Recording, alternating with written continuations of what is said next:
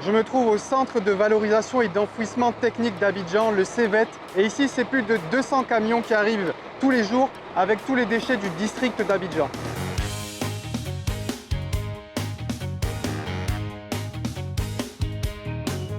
Je me trouve sur l'un des 5 ponts bascules et ici, c'est plus de 4200 tonnes de déchets par jour qui sont pesés.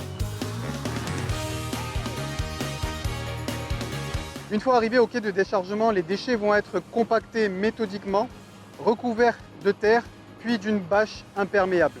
Depuis le démarrage de l'exploitation en 2018, c'est plus de 6 600 000 tonnes de déchets qui ont été traités à Kosiwan.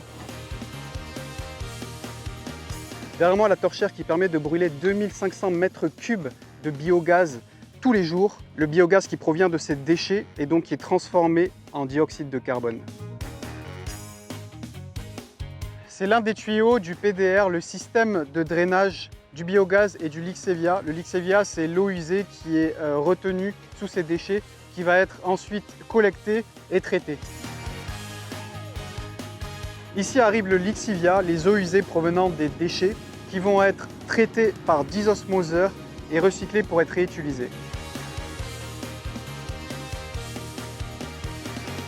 Ce projet, c'est un projet phare de l'État de Côte d'Ivoire qui est voulu par le président de la République.